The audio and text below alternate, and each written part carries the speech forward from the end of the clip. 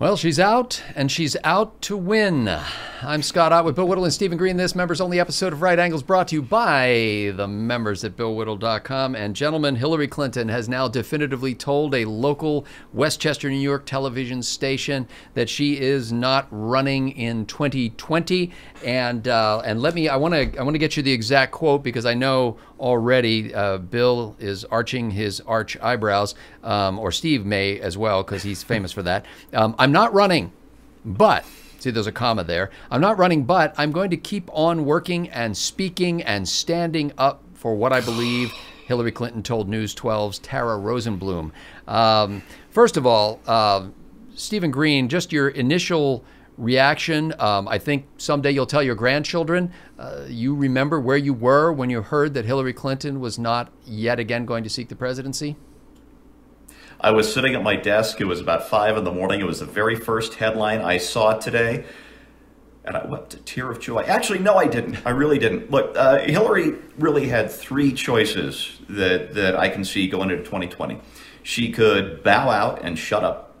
She could run, but shut up. Or she, it's a possibility. And actually, that would be the ideal one. Or she could run and keep talking. And she really chose the worst of all possible worlds. If you ask me, if she had run but shut up, that would have been, for me, the perfect, because I could have kept making fun of her without having to continue to listen to her. And I've made, a lot of popular blog posts over the years criticizing or fairly or unfairly Hillary Clinton because she's such a target-rich environment.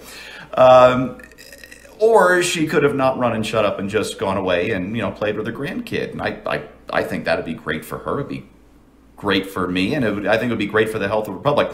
But instead, she's decided to not run and continue sniping from the sidelines. And I have to tell you, every time she speaks, it hurts the political and social fabric of this country. And I'm not kidding. She goes out there, they give her the phony award of the week at whatever the forum is, at whatever place. She's getting, one of these things every week or two. And she goes on the same spiel where she talks about the fake Russian collusion narrative. She talks about the stolen election and all the rest. And every time she does this, it tears at the social and political fabric of this country. And she doesn't give a damn because that's what keeps her checkbook full and it's what keeps her in the public eye. And I wish she'd sit down, shut up, and leave us alone. Well, Bill Whittle, as you well know, our friend Stephen Green just doesn't know the way it is. And I will quote you from Mrs. Clinton here. Probably. She says, I want to be sure that people understand that I'm going to keep speaking out. And we got that earlier. I'm not going anywhere. What's at stake in our country, the kind of things that are happening right now are deeply troubling to me. And I'm also, and here it is that proves Stephen Green wrong, and I'm also thinking hard about how do we start talking and listening to each other again. We've gotten so polarized. We've gotten into really opposing camps, unlike anything I've ever seen in my adult life. And then she goes on to talk about how she's going to bust her butt to make sure the Democrats get elected in 2020.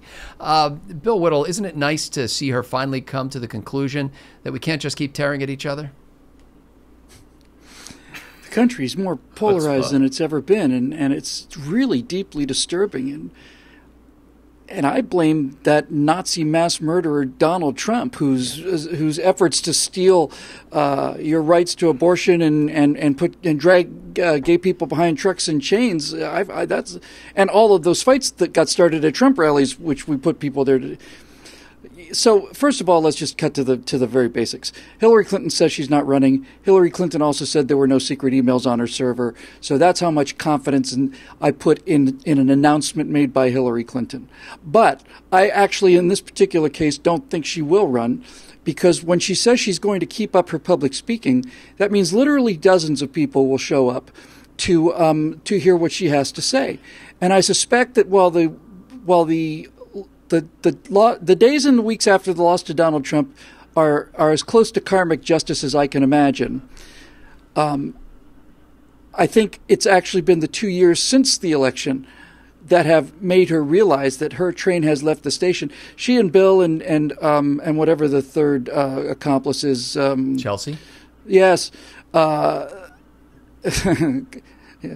accessory after the fact. They've been on a speaking tour, and literally dozens of people have shown up. You'll have all three Clintons in a room and 40 people. Per Clinton, that's a pretty low number in terms of the fact that you're not really going to milk yourself another $100 million out of that. So I think she began to realize that people were done. And whatever you give, I don't give Hillary credit for much of anything, but Bill is a savvy guy, and Bill knows how to read the tea leaves. And to whatever extent she took advice from former President Bill Clinton, I think Bill Clinton realized that if Hillary were to run again, she would look like a right winger compared to where the Democrats are going. She wouldn't look like a moderate anymore. She'd look like a reactionary compared to this headlong charge towards socialist nirvana that's going to give us the kale versus bacon election that we're going to win resoundingly. Well, I think that Hillary Clinton just said what almost everybody says normally after they drop out of a race. But her announcing that she's not going to run is tantamount to dropping out of the race for her, because everybody assumed that she was going to do it despite her protestations to the contrary. I'm reminded of when during the Republican primary a few years back, Herman Cain announced that he was stepping out of the race, but that he would continue to have a voice and he'd become even more active than ever. And you just go, have you heard of Herman Cain since then? I'm sure he's out there. He's probably got a radio show somewhere, maybe even a podcast. But I think that's just kind of this protocol that you go through. It's like the concussion protocol for politicians, where you've just got to do these things.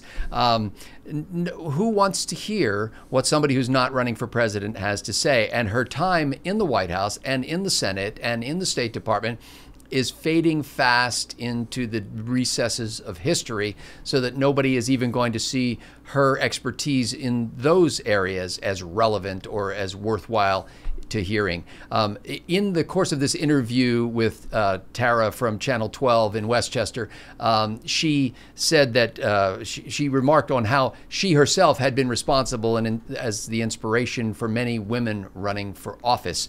I do hope many women run for office. I hope many women of all political stripes run for office. Not many women who just looked at Hillary Clinton's loss and said, oh, wow, another Planned Parenthood soldier down.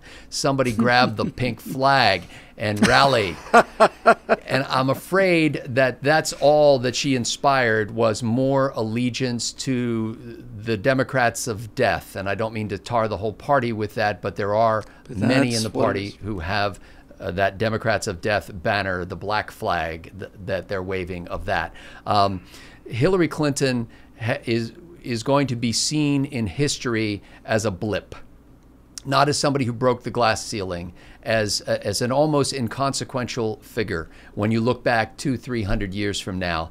Her husband, Bill Clinton, I think will be seen in like manner, although some historians may note that his shrewd political savvy was enough to have him ingratiate himself with the Republicans and actually get things done while he was in office by basically adopting some of the Republicans' positions as his own.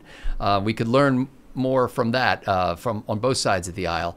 But I am, for one, overjoyed, frankly, because I think Hillary, like Nancy Pelosi, has been a monster blown out of proportion by those of us on the right, and that we revel a little too much in trashing, even though she deserves every last bit of it. I revel just right. That's right. You're appropriate reveling. But I think that it is good for us to move on from her. And it is good for us to remember that we're not just against Hillary Clinton, but that we are for something, that we are for liberty, that we are for life, that we are for property rights, that we are for an international posture of strength that reaches out with peace in mind. And those things are the heart of who we are. And Hillary Clinton, frankly, has been a distraction for many of us, and I'm glad to see her being played off the stage. For Bill Whittle and Stephen Green, thanks to the members at BillWhittle.com for making Right Angle possible. I'm Scott Ott.